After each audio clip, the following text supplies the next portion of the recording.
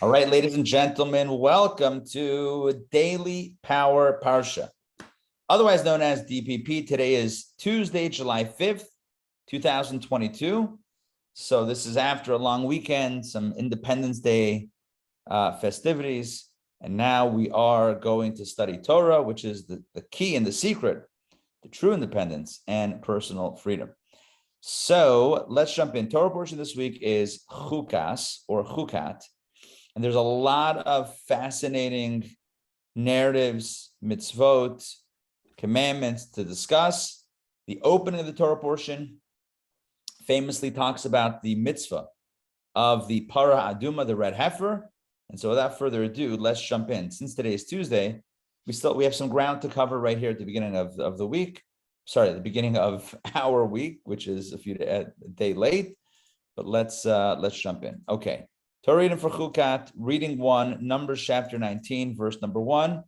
The Lord spoke to Moses and Aaron, saying. So first off the bat, we have a commandment from God to both Moses and Aaron. As you know, most of the time it's Vayidaber Shama Moshe Lemer, God spoke to Moses, saying.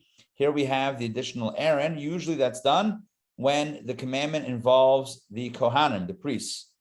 Usually that's when you get an Aaron shout out. All right, let's continue.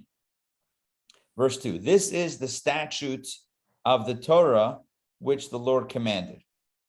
Now, the statute of the Torah is pretty unequivocal. That's like very definite, very definitive. It's like, this is the statute of the Torah.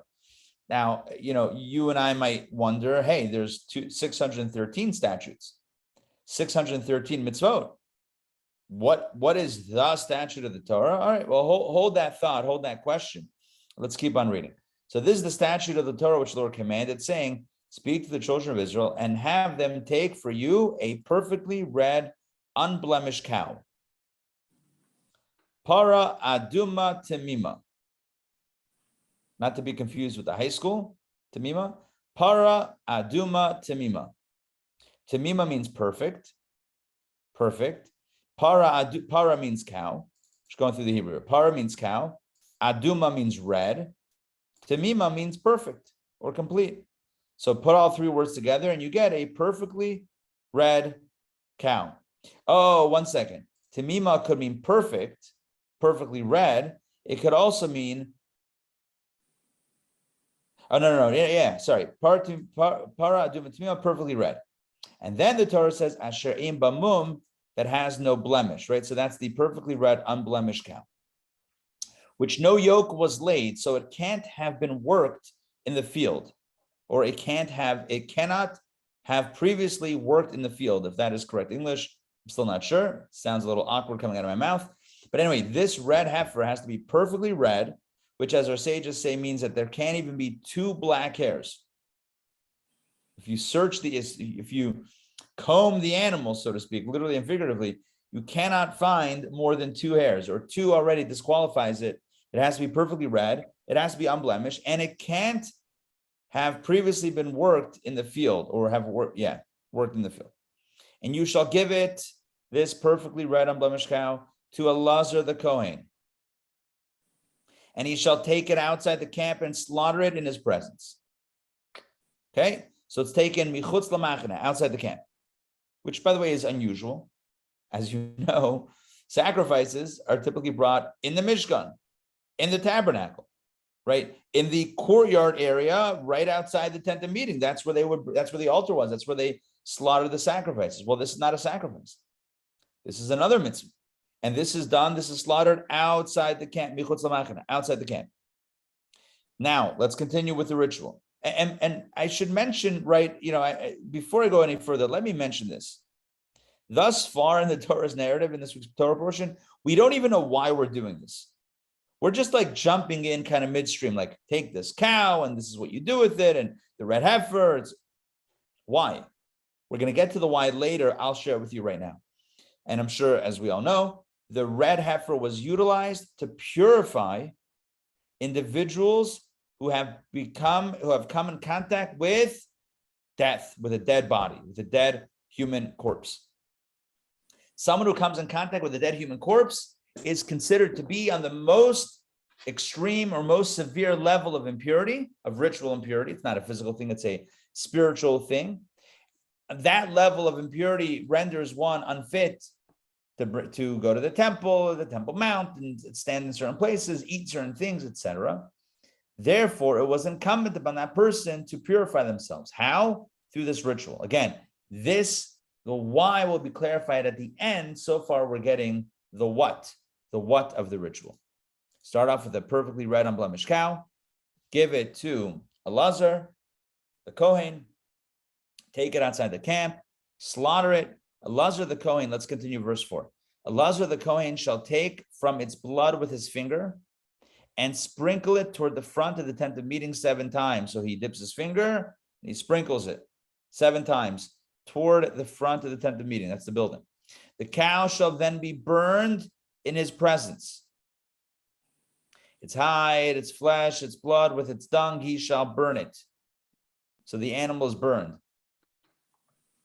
The Kohen shall take a piece of cedar wood, hyssop, and crimson wool, and cast them into the burning of the cow. Cedar wood, hyssop, and crimson wool.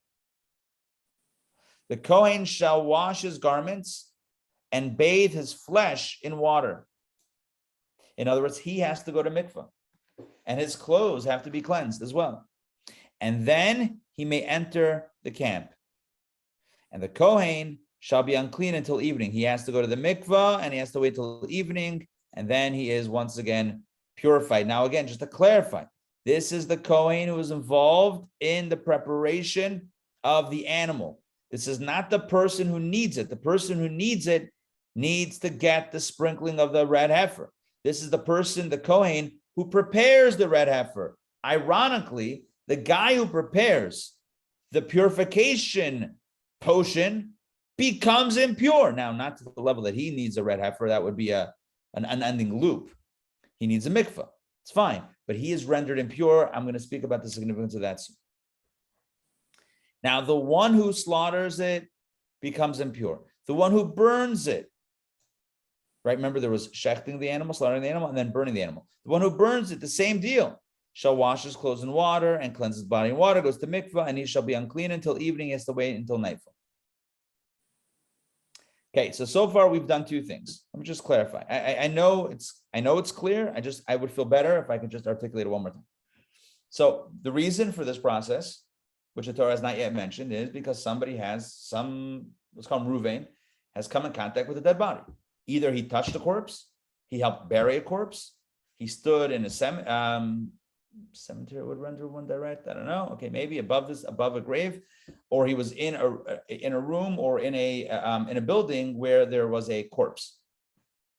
He becomes ritually impure. This Ruvain, come in contact with death. He now needs a red heifer mixture potion to become cleansed. Sarah.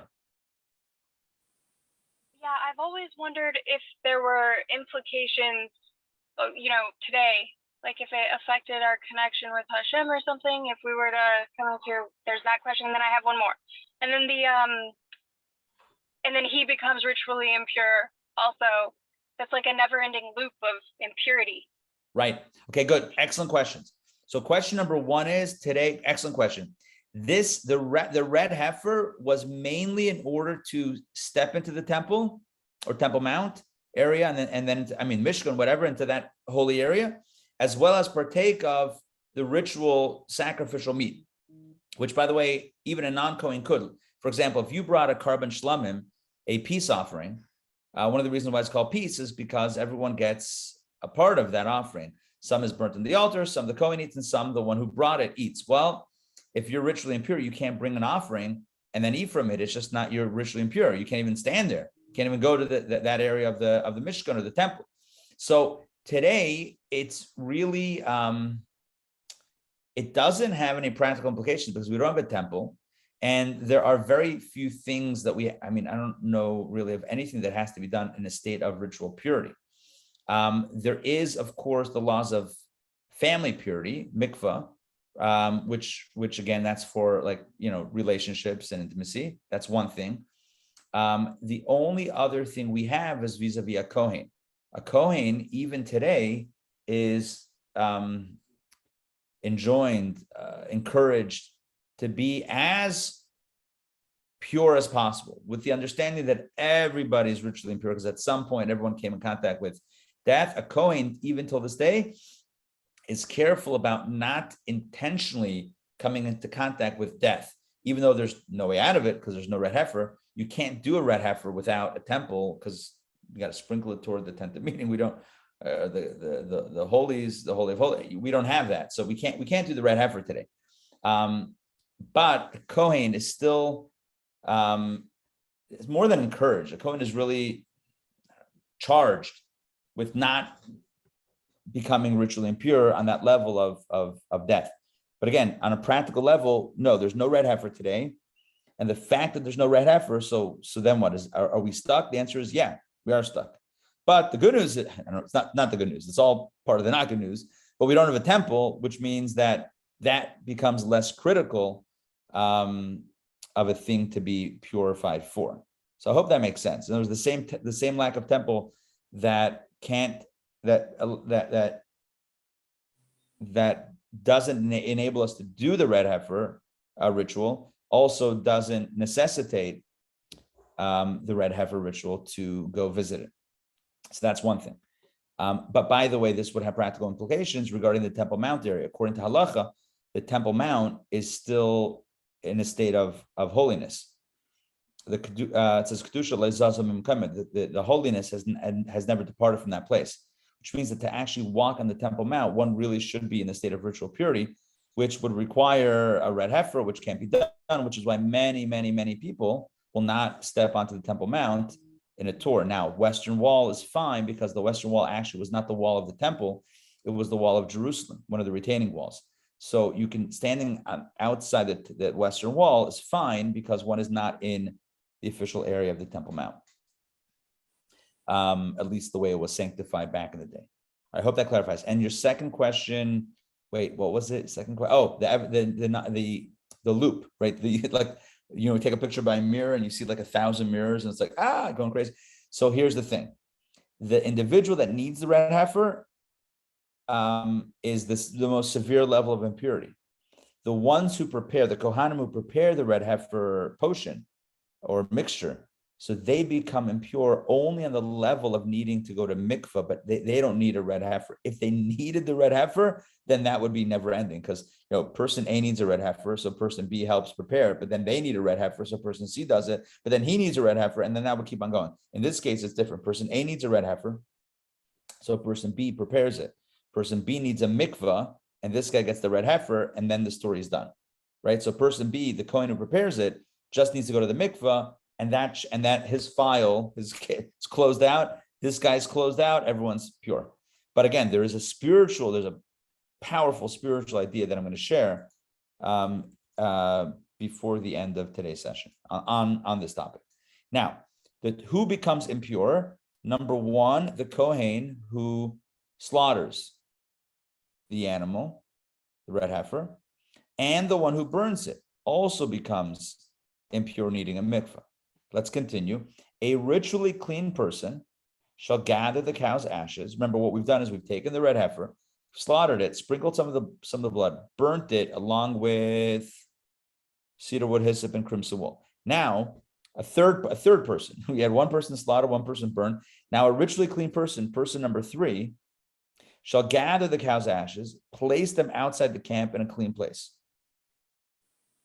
And it shall be as a keepsake for the congregation of the children of Israel for sprinkling water used for cleansing, which means essentially you're probably going to take, I would imagine, you take the ashes, put them in a jar, a jug, a box, a container, Tupperware, I don't know. You put them somewhere as a keepsake, but not as a souvenir. Like, oh, hey, like I visited the ancient temple and I got like a little, little vial of red heifer ashes to wear as a necklace. That's not what's going on here. This is kept as a keepsake for sprinkling water used for cleansing. In other words, you're going to keep it, and then whenever you need it, you'll mix the ashes together with the water. In other words, let me just say this even more clearly, but just from a different angle. You don't need to do a new red heifer every time somebody becomes impure. You have a lot of ashes. Are you with me on this? You have a lot of ashes, and whenever you need it, you pull from there, and It's like, it's going to sound so crude. Do you buy a new container of salt every time you make a chalent? Of course not. Sorry for the mixing food and this situation. I'm just saying that you have a container and you use however much you use. The same thing over here. You have red heifer ashes, and every time you need to do a red heifer, you pull from the batch until it's out, and then you got to do another one. According to Rambam, which is really halacha, Judaism, right? According to our tradition, there were 9 red heifers made throughout history, from the times of Moses through the time of the Second Temple era. Whenever they were doing, they've only done 9 red heifers. And Rambam says, and the 10th will be done when Mashiach comes. B'mehera yigala amin ken yehi ratzon. May the redemption come speedily. Amen. So may it be his will. It's funny because the Rebbe asked the question, why is Rambam, Maimonides, giving a blessing for Mashiach when he mentions the red heifer? Again, he says 9 red heifer, and there's laws of paradim, laws of the red heifer. He says 9 were done historically. The 10th will happen when Mashiach comes. May he come speedily in our days. May it be as well. Amen.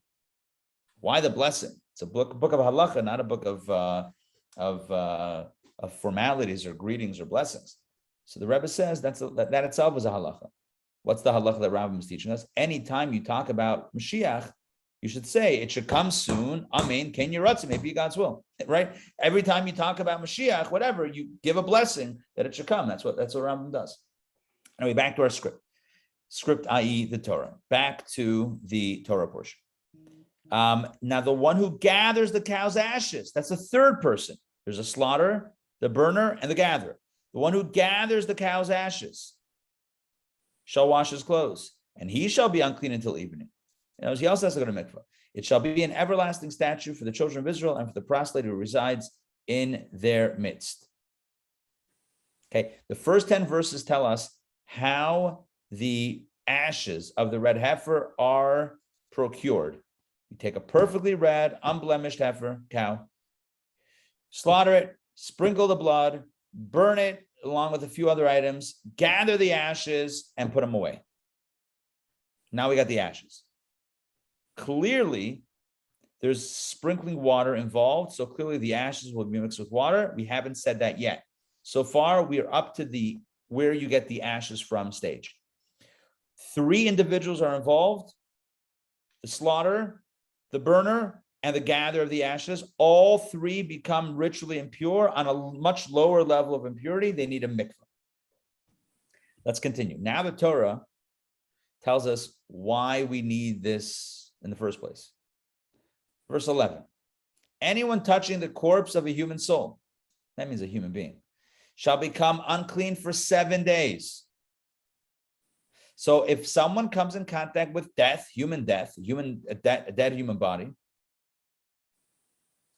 they are impure, they are ritually unclean for 7 days. Again, touching a dead body, being in the same room as somebody who passes away, being in a hospital under the same roof as someone who died, stepping over a grave in a cemetery, etc. All of these are considered touching a corpse, a human corpse, and renders one unclean for 7 days. What do you do? On the 3rd and 7th days after contact, so remember, 7 days total, but on day 3 and day 7, he shall cleanse himself with it so that he can become clean. In other words, cleanse himself with it. What is it? The red heifer, the ashes of the red heifer mixed with water, and that's sprinkled and applied to this individual on day 3 and day 7. So again, if you're wondering, somebody comes in contact with death and you need a red heifer, when is it done? Day 3, day 7. But if he does not sprinkle himself with it on the 3rd and 7th days, he shall not become clean. By the way, that's where we're at.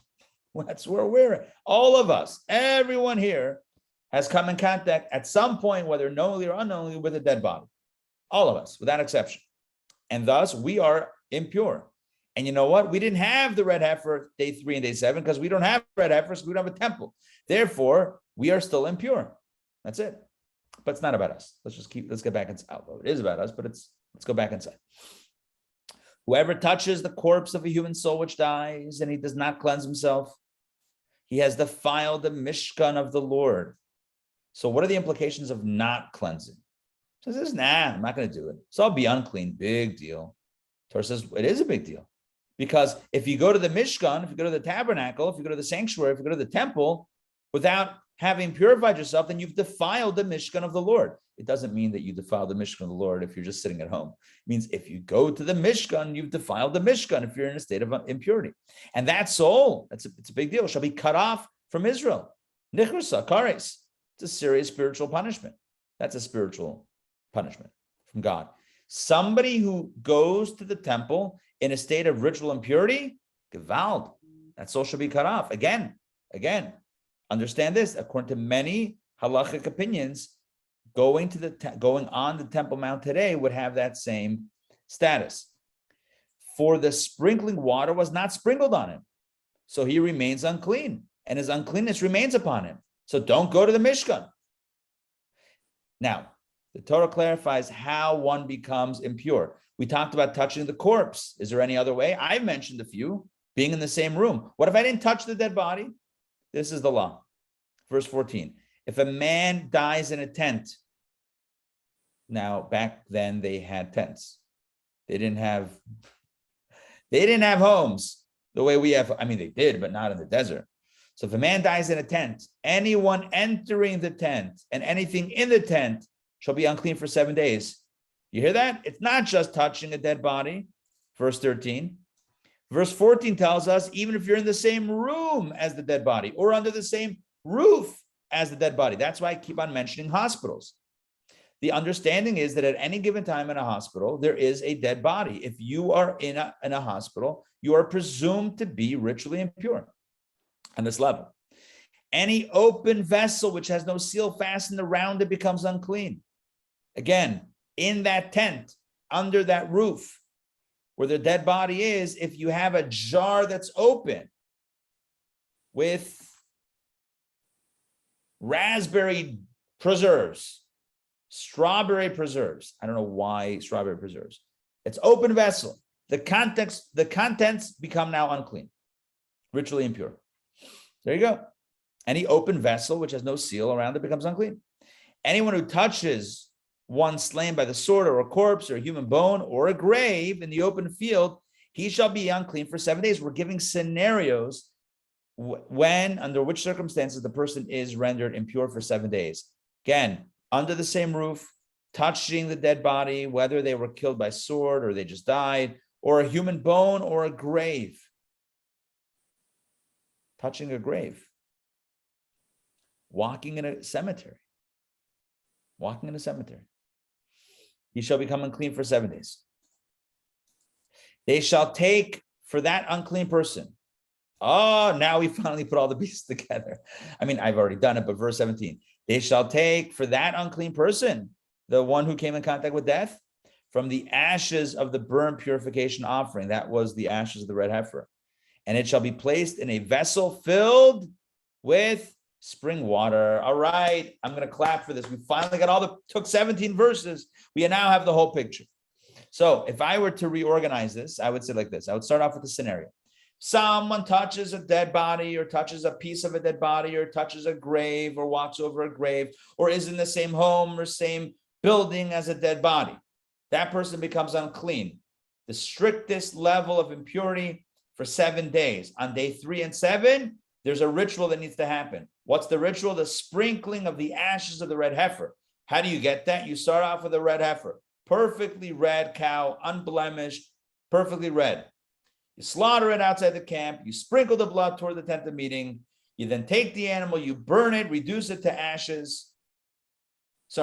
When you burn it, you mix crimson, hyssop, you mix a few things in there, part of the mixture. You burn everything, you gather the ashes, put it away. When somebody becomes impure, you pull it out. You put it in a vessel with clean, pure spring water, called, by the way, mayim chayim. In the original, I'll show it to you inside I'll pull back the text in a second. Mayim means water. Chayim means alive. living water. What does it mean, living water? Water that comes from an original source. An original source, not rainwater, an original spring. Samayim chayim means living water, waters that are moving, not a river, the source. The source. Mayim chayim means it's alive, it's producing more water. Not the runoff from a mountain, a river, right, situation, but a natural spring. So you need natural spring water. It sounds like an ad for quenching your thirst. Natural spring water in a vessel. The ashes go on top of it. I mean, we'll see this in Rashi. You mix it together and you sprinkle on the person day 3 and day 7. And that is the purification. Right. Now, there's still more stuff involved, but that's what we got so far. All right. And I'm going to share. Hey, Mark. Great to see you. Hi. Welcome. So again, V'nasan alav mayim chayim el keli. You place the ashes upon mayim chayim, living waters, al keli, in a vessel. So in a vessel filled with spring water. So you have a vessel, you have spring water in it, and on top of it, you put the ashes of the red heifer, and then you sprinkle it on the person day 3 and day 7. What's that word about Kelly? Mayim, chayim, spring water, el keli. Keli is like a keli, like a vessel. Keli means a vessel. Oh, okay. I had, one of my teachers, one of my strong influences, if you back in the day, they used to be called corny jokes. Today we call them dad jokes. I mean, it's basically the same thing. Mayim, why did the hipster burn himself on coffee? Because he drank it before it was cool. Like that's a dad joke, right? Drank it before it was cool. Yeah, that's bad. It's bad, but it's good. It's bad. I love it. Anyway, so I had a very strong influence in Pittsburgh growing up. There was a rabbi whose name was Rabbi Ruddle, and he was the generator of Rabbi Ruddle jokes. Rabbi Ruddle had the best, corniest jokes ever, but he used a lot of Bible, like the famous one, like, why didn't Noah play cards? Because he was standing on the deck. That's like classic. Also, he didn't want to play with a cheetah. Like, these are classic Rabbi Ruddle jokes I remember from my youth. I'll share another one. He says once he grew up in Montreal. We were in Montreal walking to yeshiva, to school, and some kids were yelling angry things about Jews, and they threw a bottle of Coke at us. He says, thank God it didn't hurt. It was a soft drink. I mean, that was his soft drink. Get it? Oh, yeah, whatever. Anyway, he was into those sort of things. I remember he asked me. He used to go around to everybody. He asked me, what's the first triple play in history? Like in baseball, you can do a triple play. So he said right here, this verse. Mayim chayim al keli. Mayim to chayim to keli. Triple play. Anyway, that I don't even know if I get it as much as it's 3 words. Mayim chayim al keli. Mayim to chayim to keli. Triple play. Anyway, that was. I feel like we'll do a tribute to him. He actually passed away at a young age, several years ago. His memory be for a blessing. Certainly taught us a lot and really brought a lot of joy to everybody. Okay, let's continue with reading number 2. Okay, we're gonna go back to some Rashis in a little bit, but let's continue to see what's going on over here. A ritually clean person. Now, this is person number 4. If you're playing at home, right, you know that this is already person number 4. 1 person to slaughter the animal, 2nd to burn the animal, the 3rd to gather the ashes. Well, now we have a 4th person. A ritually clean person shall take the hyssop and dip it into the water. Okay, wait. So remember, we have a cup, not this, filled with spring water, natural water. Inside is sprinkled the ashes of the red heifer. Give it a twirl. Okay. Then you take some hyssop. Hyssop is like, I don't know, like a what's hyssop? Hyssop's like a low-growing shrub thing, right? I think I'm right. Take hyssop, you dip it into the water mixture, and then you sprinkle it. Your hyssop is your application situation. That's your applier. I don't know if that's the right word. That's your applicator. The hyssop, you dip it into the water and you sprinkle it on the tent. That's the tent that the person passed away in, the house, the home, on all the vessels and on the people who were in it and on anyone who touched the bone, the slain person, the corpse, or the grave. Make sense? You're basically dipping it into this mixture and sprinkling it. The ritually clean person. In other words, a new person, not the slaughterer and not the burner and not the gatherer, a ritually clean person shall sprinkle on the unclean person on the 3rd day and on the 7th day. We said that before, day 3 and day 7.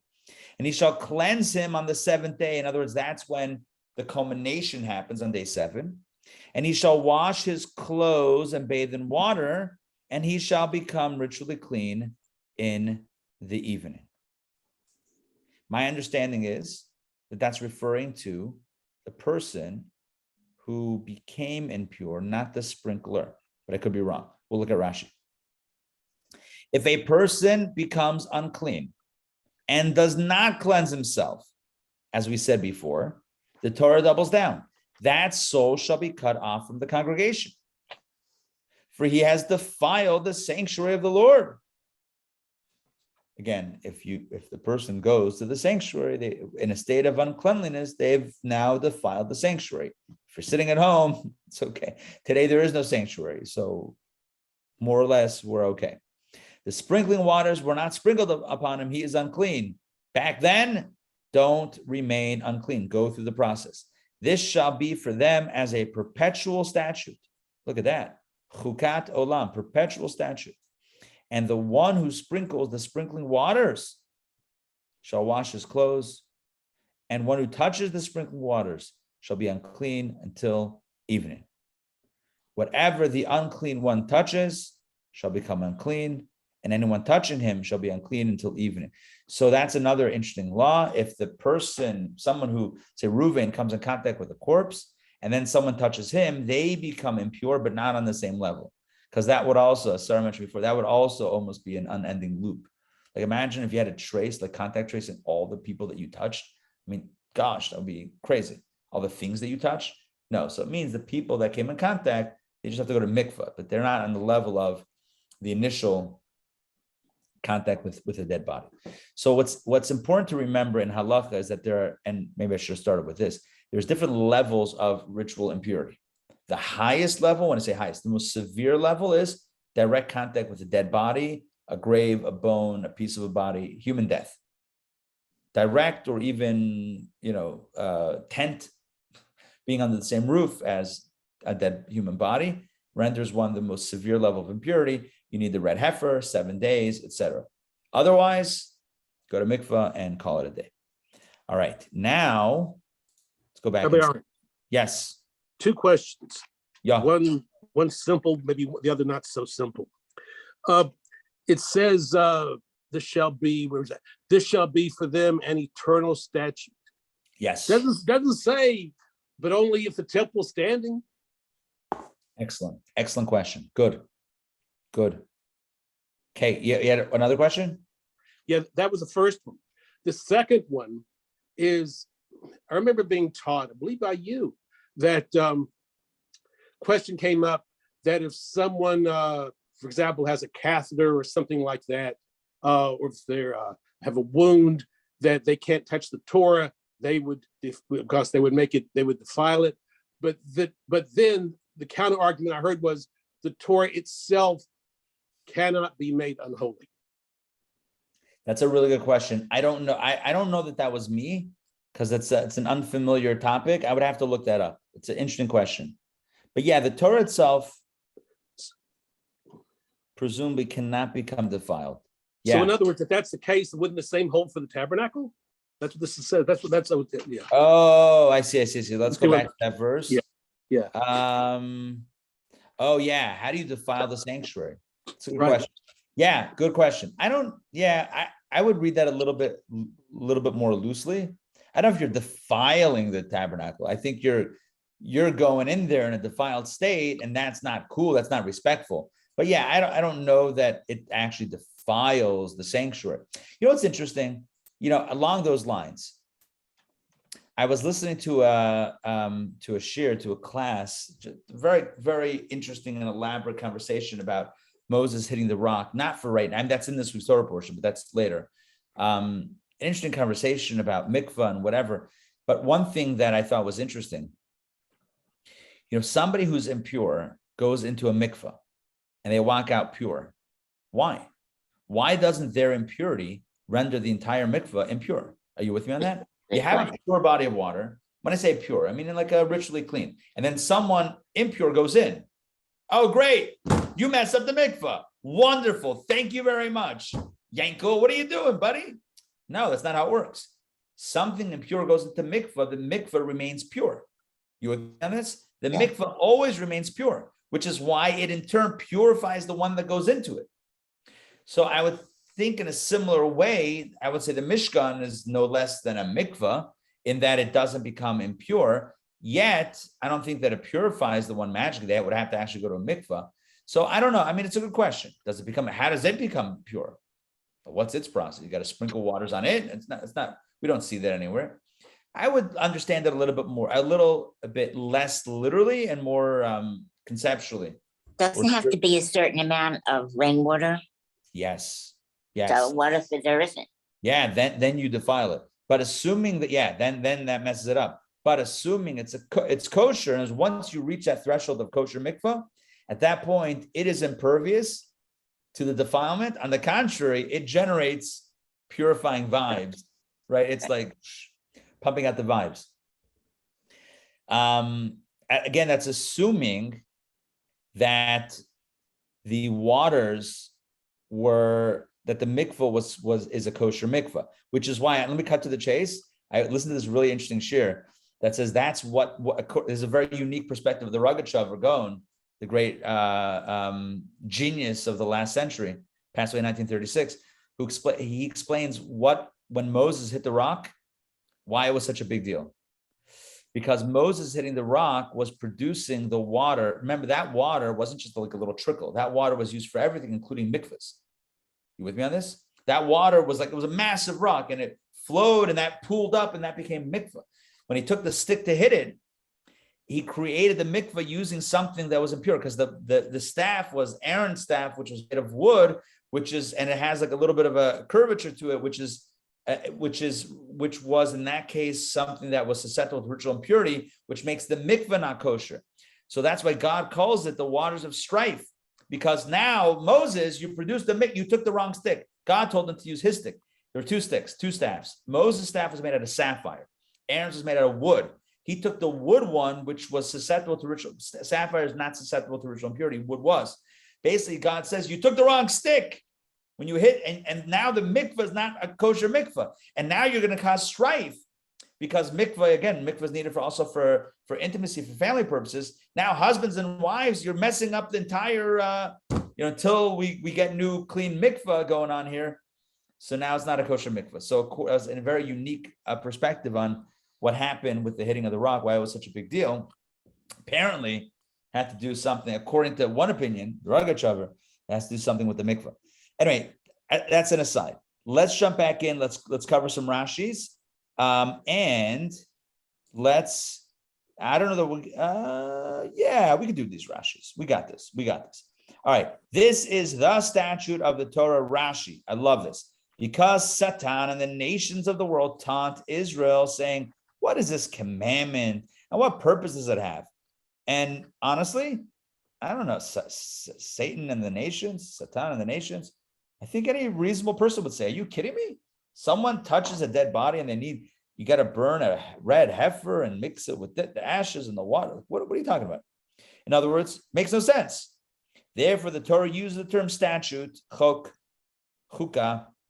I have decreed it, God says. You have no right to challenge it. In other words, it's not something intellectual. It's something purely willful from God. God wills this mitzvah into existence. God decided, God wants that this should be impurity. This should be purity. This is the way to get there. And it's all a chok, chukah.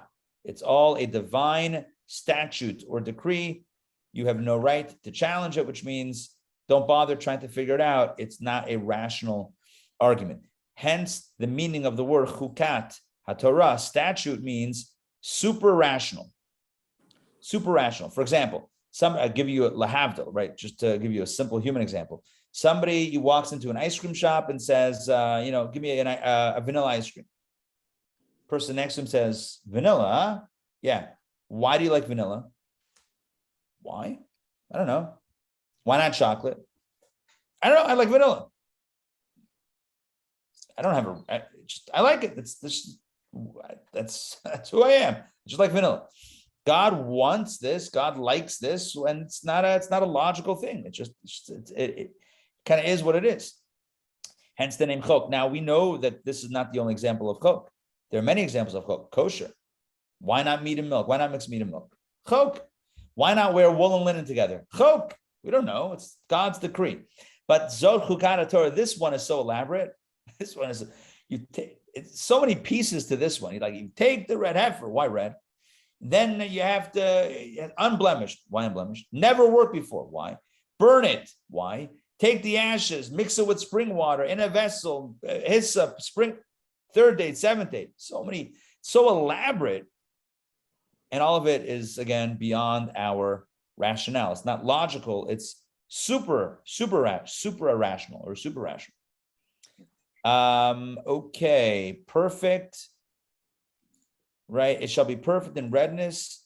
2 black hairs already disqualified. If there's 1 black hair, you get away with it. 2 black hairs, you're out.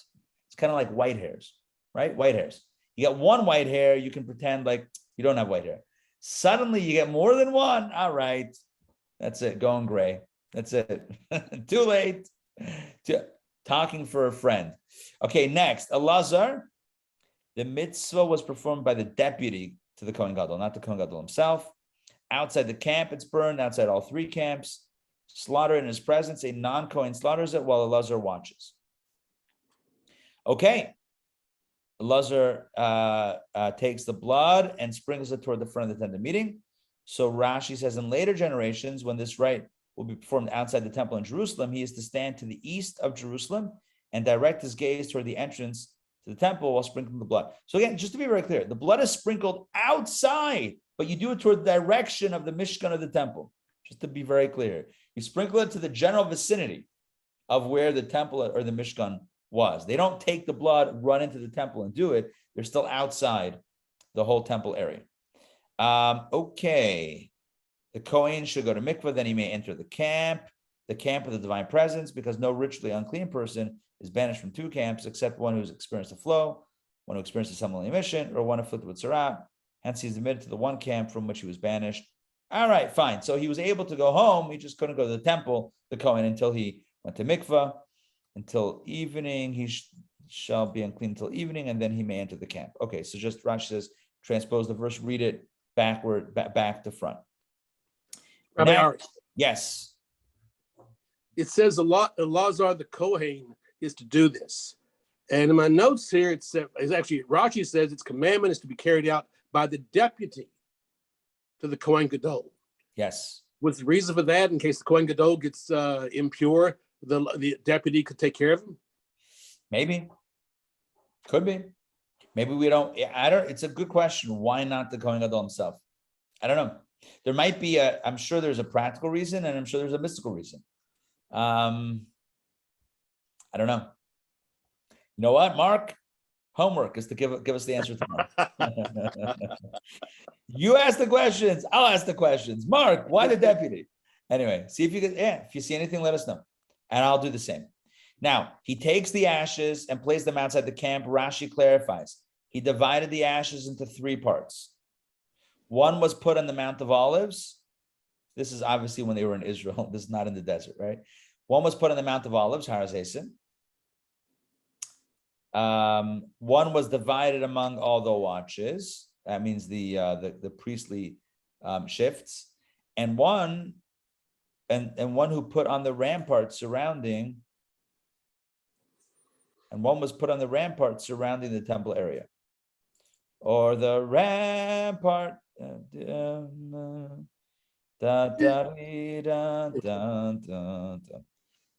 Something like that.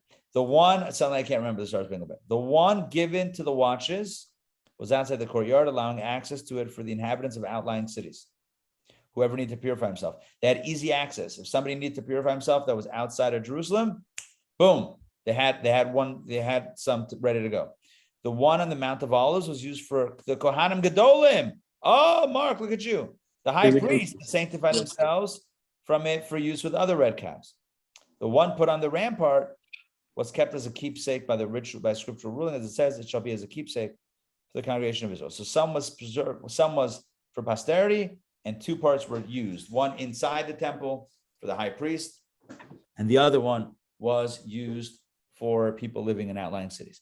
Next, for sprinkling water used for sprinkling, as in they cast a stone at meat to cast down, casting, i.e. throwing, tossing, sprinkling. Purification, cleansing. Aha, that's the simple meaning. But a deeper meaning is that scripture calls a chatas, which literally means sin offering, to tell us that it is like holy objects, and using it for personal benefit is forbidden. You cannot use, I don't know why anyone would use the red heifer ashes for personal benefit. I don't even know what that means, but you cannot do it for personal benefit. You can't mix it in Ude red heifer. That's not a thing. Again, I don't know who would do it, but don't do it. Shall cleanse himself with these ashes. Okay, corpse of a human soul. Which type of corpse? Human soul, to exclude an animal. That its uncleanness does not require sprinkling. Now, this is very important. If someone comes in contact with a dead animal, it happens all the time. People's pets pass away. Happens, right?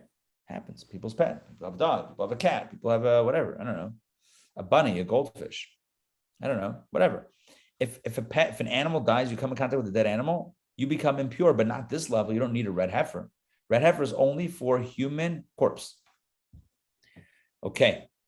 Of a human soul also can refers to a quart of a log of blood necessary for maintaining life. In other words, what is the minimum amount of blood that one is to come in contact with to become impure on this level? It's the amount that could sustain human life, a quart of a log. I don't know exactly how many liters of blood that is in modern measurements, but it's a certain amount of blood. That's the minimum amount of blood to sustain life. That is the amount of blood that one is to come in contact with to become ritually impure. Now, he has defiled the Mishkan of the Lord if he enters the courtyard even after ritual immersion without having been sprinkled on both 3rd and 7th days. He is defiling the Mishkan. Again, did it actually get defiled, or did he do the wrong? I would go the latter, but either way. His uncleanness remains, although he ritually immersed himself. So if you go to mikvah, but don't do the sprinkling of the red heifer, it doesn't work. Mikvah is one thing, but you need to sprinkle on day 3 and day 7. Okay, anyone entering the tent while the corpse is inside, any open vessel. Scripture refers to an earthenware vessel whose exterior does not accept contamination, only its interior. Thus, if the seal around the top is not securely fastened, it becomes contaminated because it goes inside. But if there is a securely fastened seal, it remains clean. If you have it's a bit different than what I said before. I use example of strawberry preserves. Rashi says, what are you talking about, strawberry preserves? I'll give you a better example. Let's say this was an earthenware vessel and it's sealed and it's inside the tent where there's a dead body, God forbid, it remains pure. If it's open, it becomes impure because the contamination happens on the inside. All right, open field. Rashi says, the sages expounded this phrase to include the top and side of a coffin. They also render one impure on that level. But the simple meaning is that in an open field where there is no tent, a corpse contaminates through contact, which means that, again, if the dead body and you are in the same house, that's a problem. If the dead body is in an open field and you're in the open field and you're not touching it, you do not become impure. So it requires touching. And what if you stand on top of the grave? Yeah, that's a problem. I mean, in general, don't stand on top of graves, but also in this case, standing on top would render one likely impure through that direct contact. Why would the coffin be open? I don't know. I don't have a good answer to that. I think he's saying not that it should be open, but if it was open. In other words, if for whatever reason it was open and one came in contact with that, that would render one impure. Basically, basically anyone who's ever been to a funeral, like pretty much that kind of proximity, it's probably presumed to be this level of impurity. Again, we don't have the Why you wash your hands when you leave? Yeah, we do something, but like it's not exactly this. Okay, in other words, don't go to the temple after that. And he shall cleanse him. This consummates his cleansing. Yeah, this is going to mikvah. This is the person who became impure. He gets it. The one who became impure, touching a dead body or coming in contact with human death, gets sprinkled on day 3 and day 7, and then he goes to mikvah. And that consummates his cleansing. Then he's done.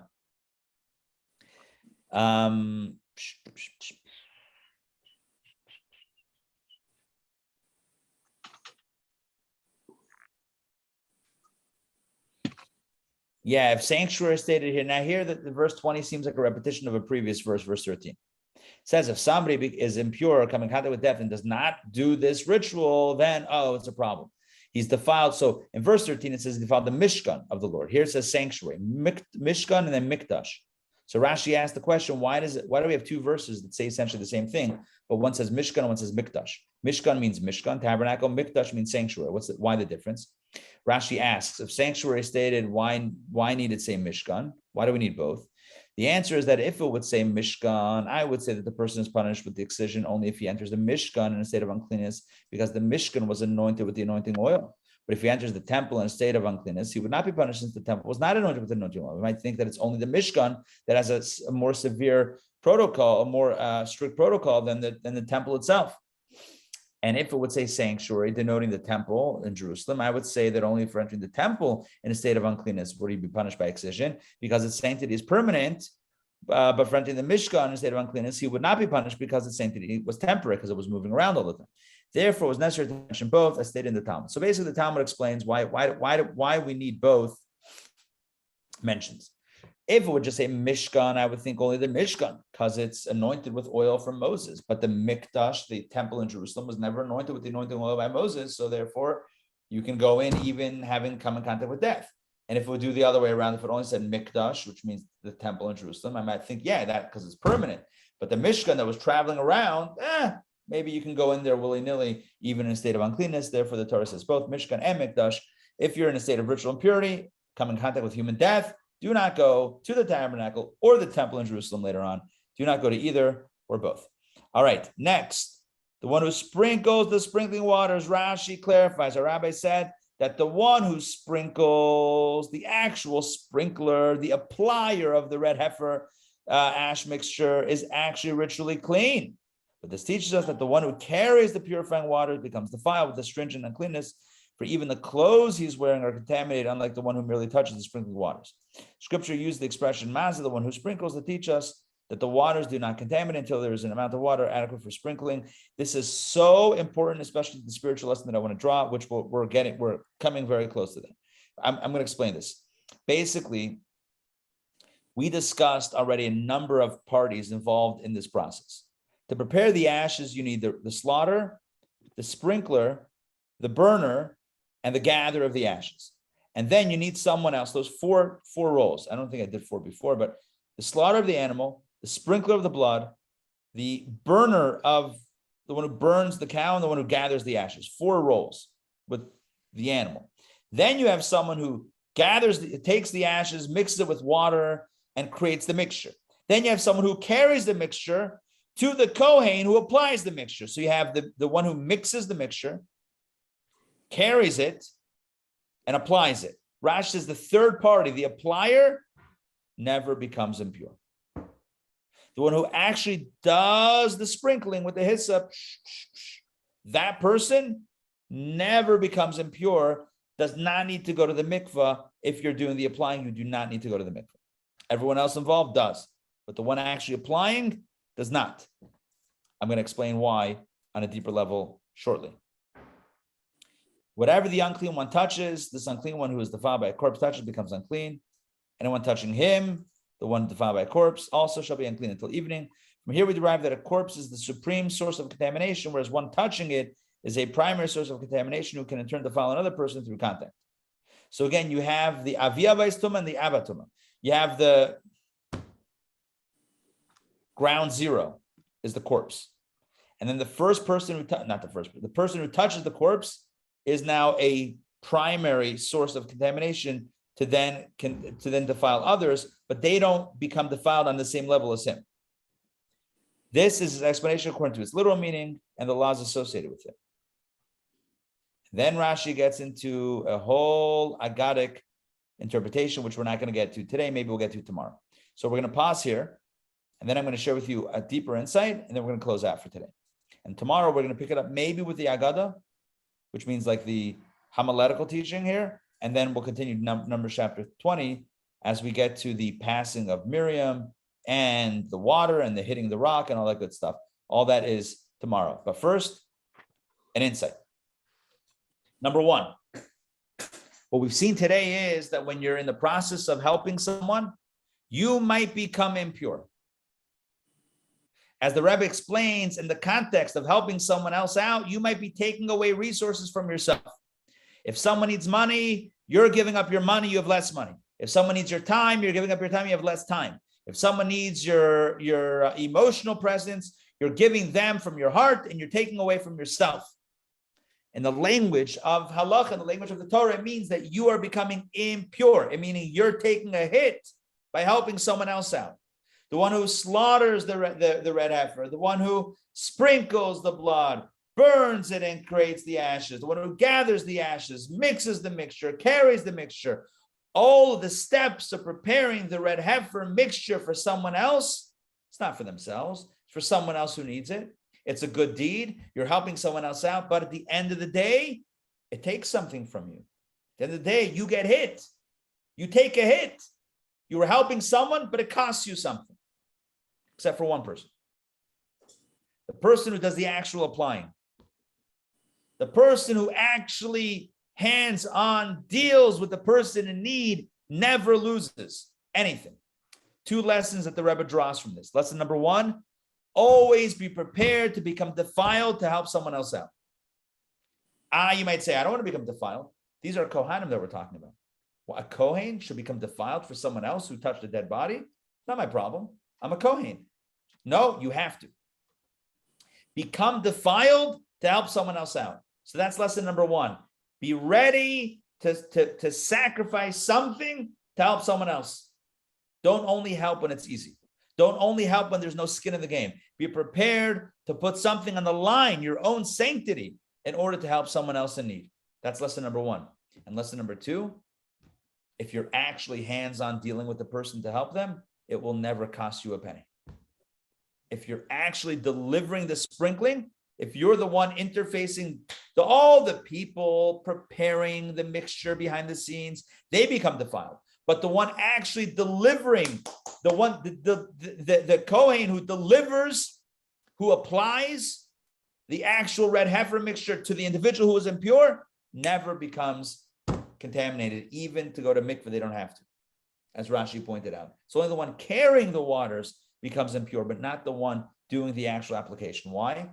Because God sends a blessing to all those actively involved in helping others, actively, not behind the scenes, the ones actually doing the work, that they don't even get a spiritual hit. So again, two messages. Number one, be ready to give of yourself to help. And number two, if you're actually helping, you won't even need to give up anything. You will get much more than you give. You will not take a loss. So again, lesson one, be prepared to take a loss for someone else. That's the way life is. Give to others. Number two, if you're actually giving, if you're in the last mile, so to speak, the one interfacing with that other person, then what you're giving is actually not taking away from you at all. The money that you give, it's going to come back. The time that you give is going to come back. The emotional energy that you give is going to come back. It's all going to come back. And if you're wondering, how does time come back? You ready? You ready? We move the clocks. I'm kidding. How does time come back? It comes back because what would otherwise take 10 hours to do, you'll get done in 5 hours. Why? Because God will bless the efforts. God will give you a bracha that all the stuff that you need to get done will happen. Everything will fall into place. You ever have that? You have like a thing that you think, how am I going to get this done? And all the pieces fall in place and it gets done quickly. Sometimes you think it's going to be a quick job and it takes days or years, right? I don't know, years. Maybe that's over exaggerated. It takes a while. The answer is God's blessing. God's blessing dictates whether things We'll go fast or slow. God can help give us time, take away time, right? This is the way things work on a spiritual level. So moral of the story, bottom line. The bottom line is this. Let's be prepared to help the other. Those in need physically, spiritually. As the Rebbe often said, loving your fellow as yourself doesn't mean to give them what you need. It means to give them what they need. So like I once saw a talk where the Rebbe says, if somebody needs food and you're into water, offering them water is not going to help, right? Like, so let's say you're thirsty and you're like, oh, this person they probably need water also. Nope, they have water. They need food. Or the Rebbe said also, like if somebody needs physical help, like money or food or clothing, like physical help, and you're like, yeah, but I can give you spiritual help. I mean, it's great, but it's not helping them with what they need right now. I mean, they might also need that, in which case, fine. But if they don't need that, if they need the physical stuff, and you're like, yeah, but I can give you spiritual stuff. I mean, I guess you can only give what you can give, but that doesn't actually satisfy the need. So it's important that we be there for each other in the way that they need. So that means paying attention to what they need, not projecting what we think they need. So it's really paying attention and listening to what they need, and then being there for them unconditionally, knowing that it's worth taking a hit, skin in the game to help the other, and also knowing that if I'm actually helping, I will not even take a hit. It's not even going to cost me a penny. All right. Thank you for joining me today for DPP. Hope this made sense. As we kind of jump into the red heifer conversation to be continued tomorrow a little bit. And then we're going to talk about the incident, May Meriva, the waters of strife. Okay. Pleasure, Sarah. All right. Good to see you, Sarah and Ray and Sandrine and Mark. Have a wonderful day. Don't forget, tomorrow night, pleasure. Tomorrow night is Torah studies. The class is phenomenal. The class is, stay tuned for more information as it gets closer. I actually prepared the class yesterday on the plane. And I'm trying to remember what the class was. Oh my gosh. I had it, I was thinking about it earlier today. And then, these things, they just, information just pops out of your brain at the most inopportune times. Here we go. Oh, yeah. We're going to talk about the water and the clouds, the Be'er Shel Miriam, the well of Miriam, and the clouds of glory, and on behalf that came in the merit of Aaron. So clouds and water. Thanks. Tomorrow. All right, tomorrow night. We'll see you tomorrow. Same bad time, same bad channel. Take care. Thank you. Bye. Bye. We'll see you. Feel good, Sandrine. Take care, Thanks. everybody. Pleasure.